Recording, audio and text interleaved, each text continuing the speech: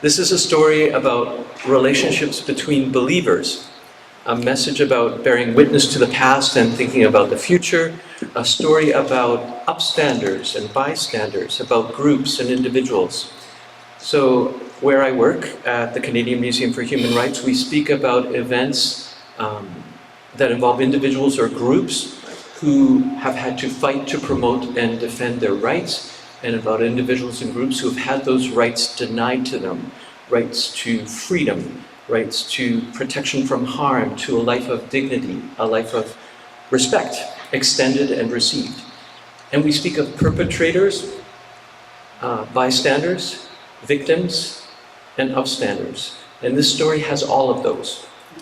And we are in this story.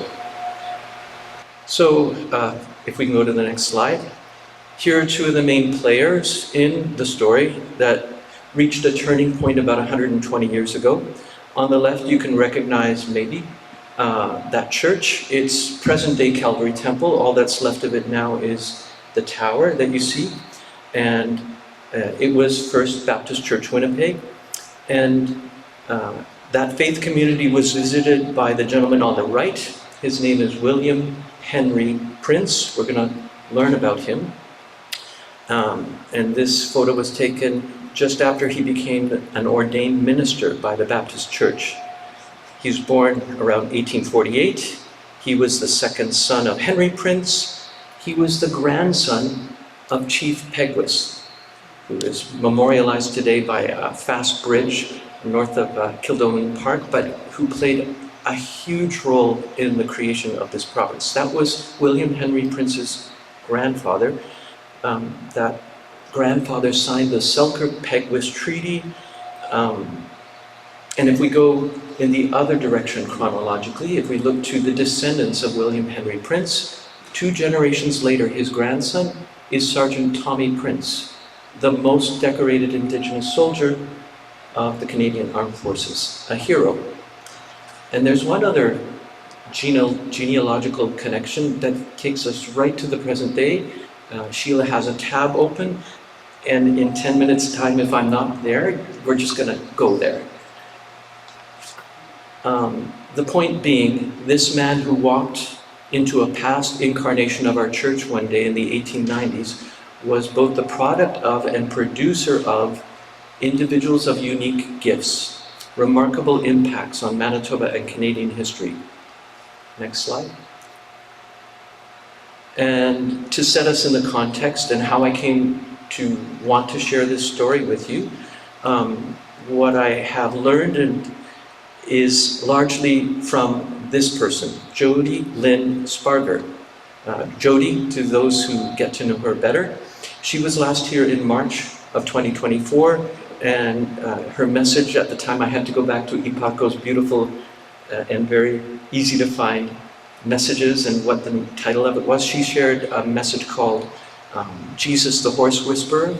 And 5 months ago, last January, many of us joined with Jody to learn about the doctrine of discovery, this European colonial notion that any lands that explorers came upon, including Turtle Island, North America, South America, parts of Asia, that were inhabited by non-Christians, was for the taking, unoccupied, nothingness, terra nullius.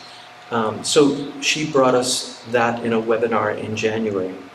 And a lot of what I'm going to share with you comes from a paper that you can see I've screen captured there that she delivered in Vancouver in 2016 to the Baptist Heritage and Identity Commission Baptist World Alliance annual meeting. I think that I've learned that some of us might have been there when she presented it or when she re-presented it here. I'm looking to you too. Lloyd, Peggy? Yeah. So you need to know that that's where a lot of this information comes from. Next slide.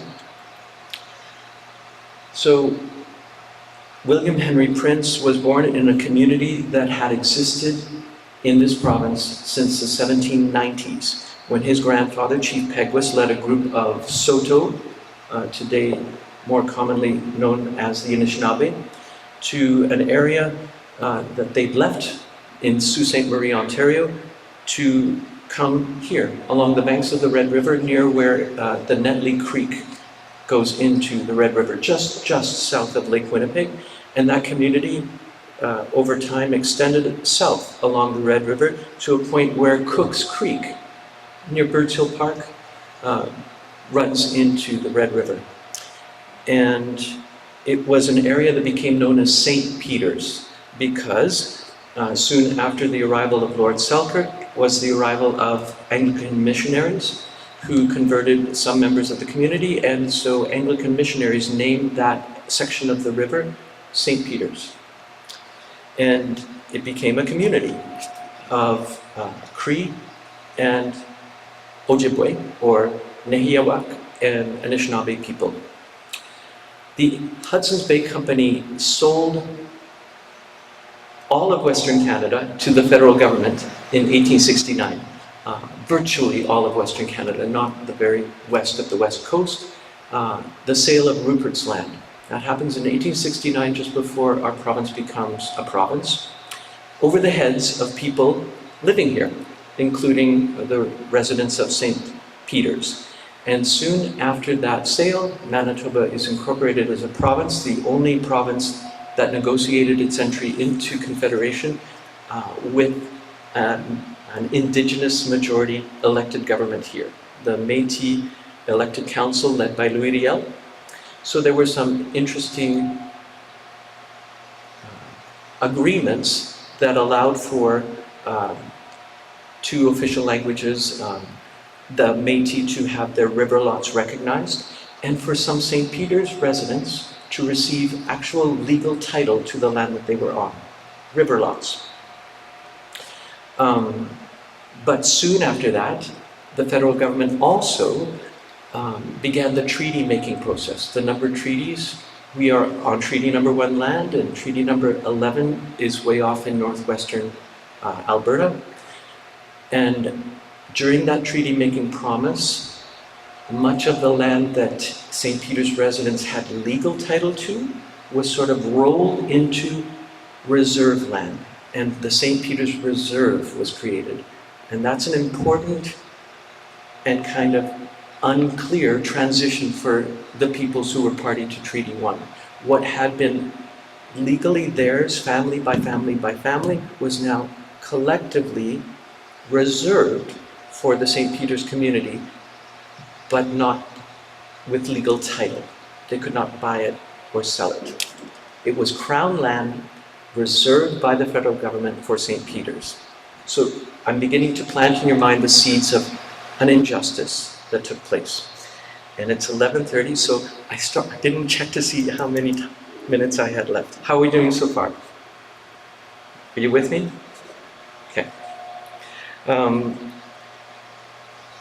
One of the provisions of Treaty Number 1, all the communities in it, including St. Peter's, was that they would help these communities get set up to become farmers.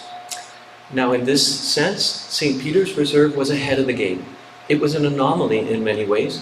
Most of the reserves negotiated in the number of treaties were deliberately put in very isolated corners of the territories and the provinces, far away from non-Indigenous cities, towns, and settlements. St. Peter's was very close to Winnipeg, relatively speaking. It was connected by the river, it was connected by a roadway. It was about a 4-hour sleigh ride, maybe a 3-hour buggy ride to Winnipeg. And the other anomaly for St. Peter's was that this was a community of predominantly Anishinaabe folk who had been farmers for millennia. They knew how to farm corn, oats, various crops, usually along rivers. And so they were well prepared to become farmers. What they were not, and had not been over time, had been year-round farmers. They planted their crops in the spring and went off to go berry picking and fishing. And so their crops were supported by other crops, interplanting, not monoculture. And their harvest time was a mix of harvesting, but also fishing and hunting. So they were not like full-time industrial scale monoculture farmers. That was the one difference. one of the differences. And the treaty provided for those communities on a once and for all basis startup provisions like livestock, seed, tools. That's great. For St. Peter's and for many of the reserves, the livestock provided were sick or old, the tools provided were inappropriate or broken, and the seed, this was the biggest sore point for many First Nations, was arrived too late for seeding, or arrived wet and germinated and unusable, or arrived old, had been sitting in a warehouse for far too long to ever germinate again. So in spite of those disadvantages, of all the First Nations reserves in Treaty 1, St. Peter's was doing well. It turned in harvests that were the envy of their neighbors year after year after year. And so through the 1880s and 90s, in the community just south of St. Peter's, Selkirk, editorials began to appear that said the agricultural land under Indian control was wasted land, and those reserves would be much better managed in the hands of new immigrants. The town of Selkirk was legally incorporated in 1882, the town of East Selkirk in 1883, the municipality of St. Andrews and St. Clements split their boundary and were incorporated in 1885. The reserve was becoming surrounded by settler communities, all competing for more settlers to come, for business and for industry. You can literally find like a web of pressure around the St. Peter's Reserve and its residents. In 1883, a resident of Selkirk named James Colcleugh circulated a petition that said that the existence of St. Peter's was a drawback to our growth and prosperity, even though his community had access to land to the south, to the west, to the east. They wanted that land to the north. And he asked those who signed the petition to pressure the federal government to sell the reserve. If we can move on to the next slide. So I want to circle back a little bit. Tracy, I've taken my glasses off. I have 5 minutes? Yeah. Okay. So I bring back this portrait of William Henry because his faith story is inspiring. And I think that may be as far as we get, unless there's time for more. This is the man who showed up in First Baptist Church in downtown Winnipeg. He shared his testimony, and it's in a document that Susan shared with me. Oh, you're talking about Alexander Grant over there? Oh. Yeah, that's right, yeah. So he spoke with Alexander Grant. I forgot that his picture is up there, that's right. And here's what William Henry Prince shared. My parents were baptized under the Church of England. I was told I was baptized too. When I was about 8 years old, my mother taught me to repeat some prayers at night and in the morning, but I didn't understand them. When I was about 11, I was put in one of the French schools in St. Boniface, and I managed to read a little and write and understand French, but it was against my will, and I did not like to go back. After a year, I was put in an English college, St. John's School, the one that some of us have family members that attended. I was there 2 years, but it took me a long time to learn English. At first, I did not know one word except yes, and I could not learn the language, but I did manage to learn to read and write and count. In fact, William Henry Prince was a linguist genius. He not only spoke Anishinaabe-Moan, Nehiawewin, Oji-Cree, he spoke 4 other indigenous languages fluently. He learned French at a working level, and then he became extremely eloquent in English. By the time he walks into the church, he's in his early 30s. Everyone who writes about him writes about his brilliant oratory skills. And Jody writes in her paper, the heart of the Baptist work among the Cree peoples and Ojibwe peoples in Manitoba was a heart, that heart. If we can go to the next image of William Henry, I hope it's him.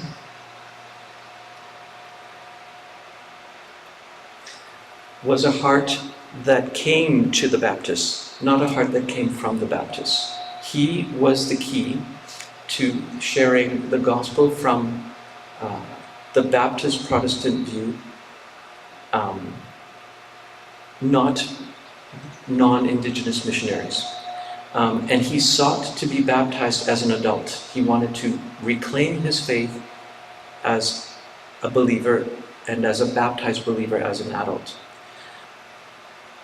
He said that God had laid on his heart a desire to bring the message of the gospel to people in his community and in the Interlake region. And he asked the people of First Baptist Church Winnipeg to commission him for that work. Whether they did or not is unclear in the Baptist record. It's noted that he asked to be commissioned, but commissioning, by my limited understanding of Baptist work, is that means they will help finance him. And there is no record of that in our church history. Jody, when I wrote her, said, I don't know how much or if Prince was supported financially. I do know that the Baptist Women's Mission supported some of his work in the communities by supporting the communities, but she doesn't know whether or not William Prince ever received any kind of stipend, or whether he was entirely reliant upon the goodwill of those who came to faith through him. I'm going to take us to the next slide. I'm looking at Tracy. How are we doing? Do you want to hear more? Okay. This is a photograph I took of what we can still find of the St. Peter's community. If you ever take a drive up to Birds Hill Park but keep going, you're going to come to St. Peter's Dynavore. That's what it's called today. It's one of the few buildings left from the time when the community still lived there. It's the Anglican chapel, but I want to talk to you about a chapel that is no more, but that did get established. In 1893, the Baptists who had come to faith through William Henry Prince secured land in the reserve to build a chapel. And members of First Baptist Church visited it regularly, and here's what they wrote. They, the St. Peter's Baptists, showed us the parcel of land procured for the mission chapel. It is a lovely spot, close to the river. The scenery all around the river is delightful. The people live in neat houses. There are about 1,200 Indians on the reserve. There's an Anglican and a Roman church, and there are 4 schools, 3 Protestant, 1 Catholic. English is taught in the schools and generally understood, but not much spoken. Construction began on the chapel, and it was completed by the end of that same year, 1893, and it was dedicated as First Native Baptist Church in January of 1894. So that paints a pretty nice picture of the community. A third thing that is interesting about this connection between Prince, his flock and our flock, is that a tradition developed around the time the chapel was established that every Christmas a group of First Baptist members would travel by sleigh to the St. Peter's community and spend Christmas with them. And they would be hosted by St. Peter's families, have meals prepared by St. Peter's families, sing carols together in Cree and in English, and celebrate Christmas together. And this went on for over a decade by church records. But William Henry Prince was itching to go out beyond St. Peter's. And so in 1895, he leaves. He's no longer the pastor of the chapel, and a non-Indigenous pastor comes on board, Reverend B. Davies. His previous missionary experience was in Syria, and he shepherds the flock for a year before he's transferred elsewhere. And thus begins a pattern where non-Indigenous pastors spend time with the flock, and William Henry Prince just comes back between pastors. He's there to fill in the gap, and then he's off as soon as they find another pastor to shepherd the original Baptist community.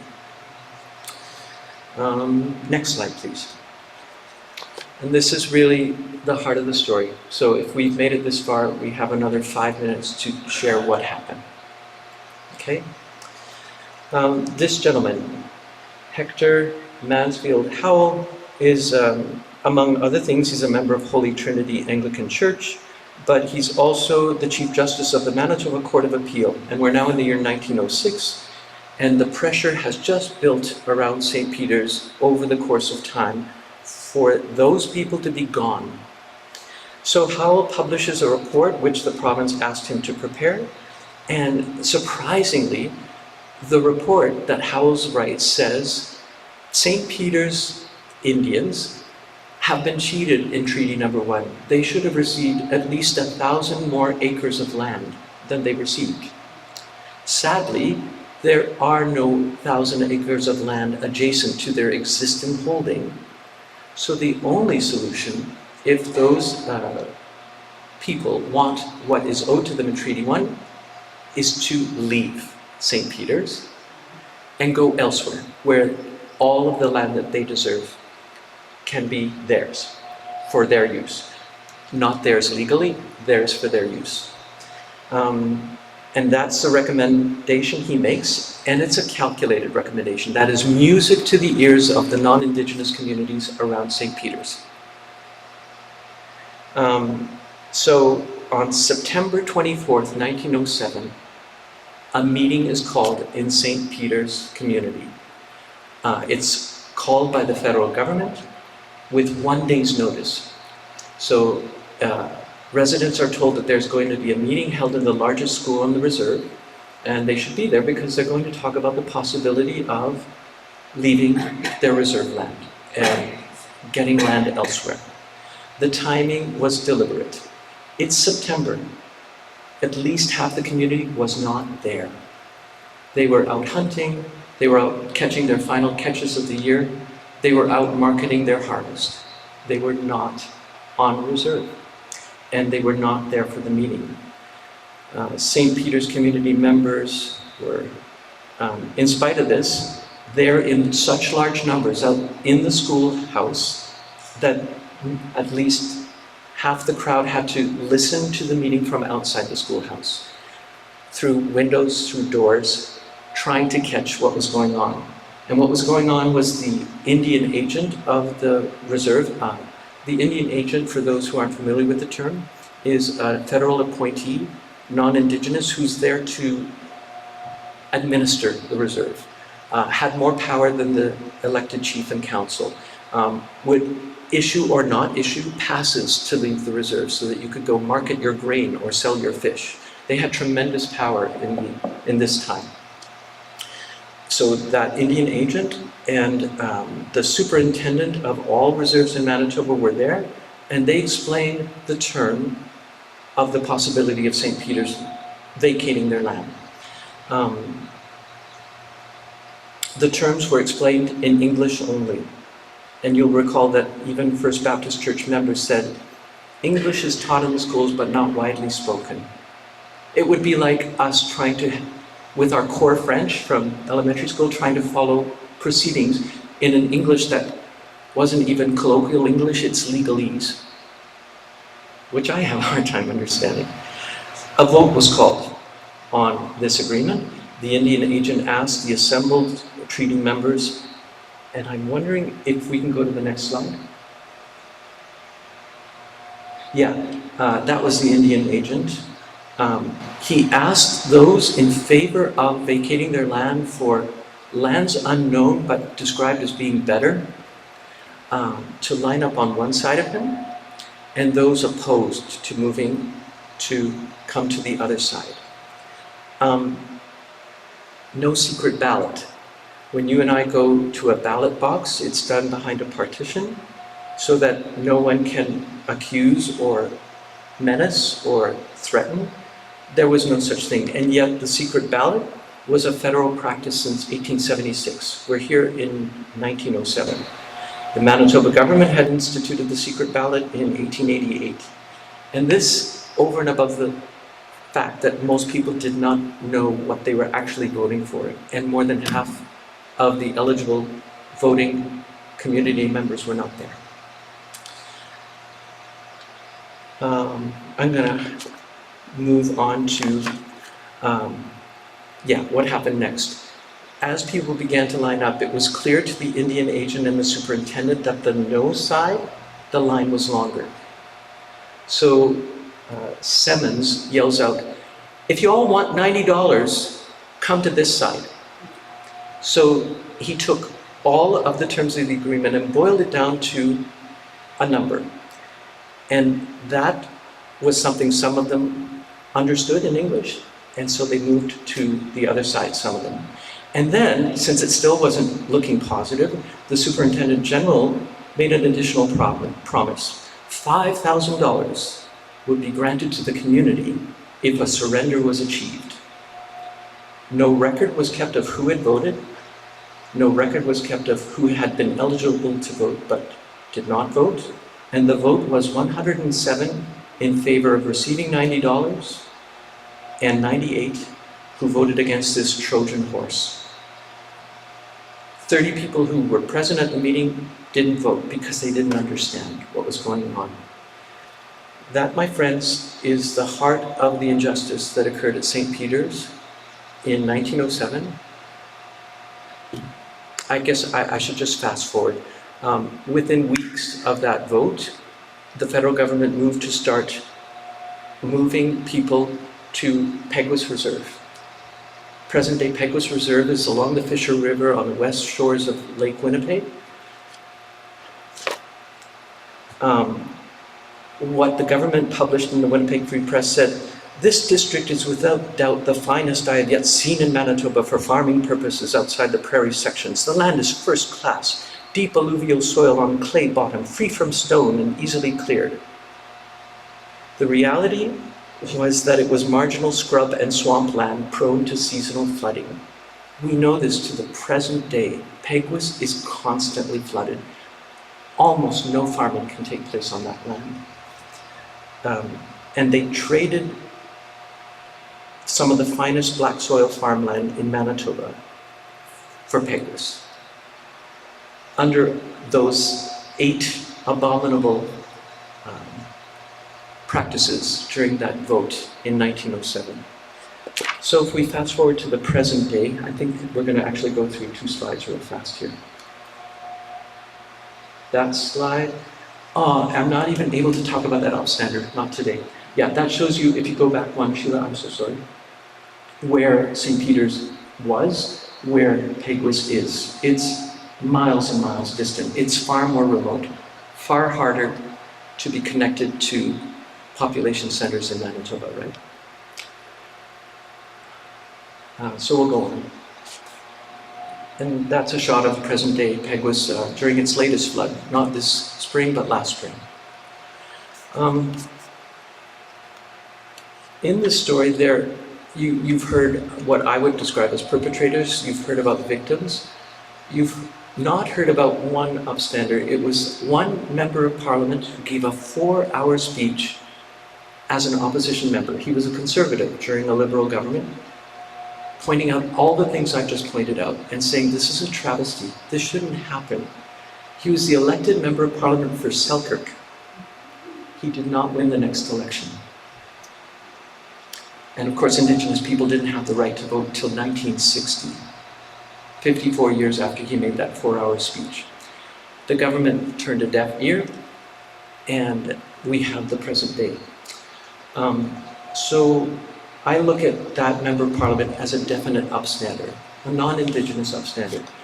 I don't have a slide for this, but I have a quote, and it's emblazoned on the 4th floor of the Canadian Museum for Human Rights. I wonder if I read it, if you can tell who said it, if I can find it. Yep, hold on.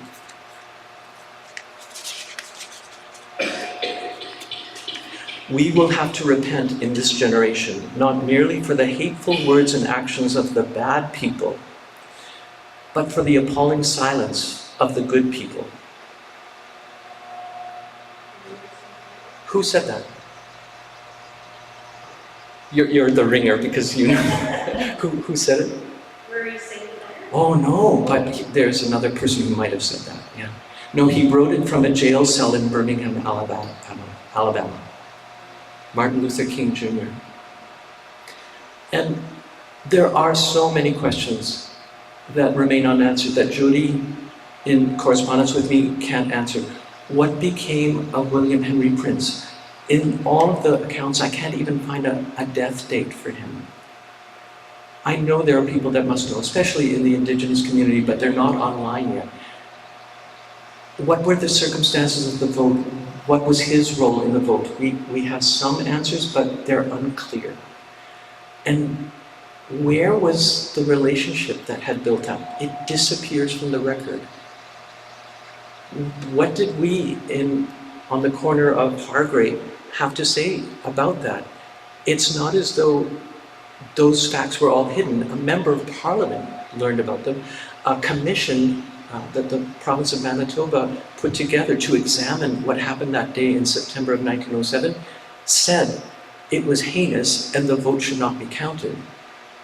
So it was in the Winnipeg Free Press, but there's no record of where we were. So I think there's some questions we need to seek more answers to, and some maybe connections we should be seeking to make. And that's where I'll leave it. Oh, sorry, the video? Louder, Tracy, I'm deaf. Fast forward. That's the fast forward. Yeah. So, oh yeah, the last genealogical connection. William Prince, the Juno Award-winning, epic folk singer, he is the great-great-grandson of William Henry Prince. If you've never heard him sing, I urge you to go on YouTube, and he's got lots of amazing music. His latest album is called First Nation Gospel. I don't want to misread it. Is that what you have on YouTube? And it's him explaining why he made the album. He's a devout Christian, but he has a complicated relationship with that faith for historic and family reasons.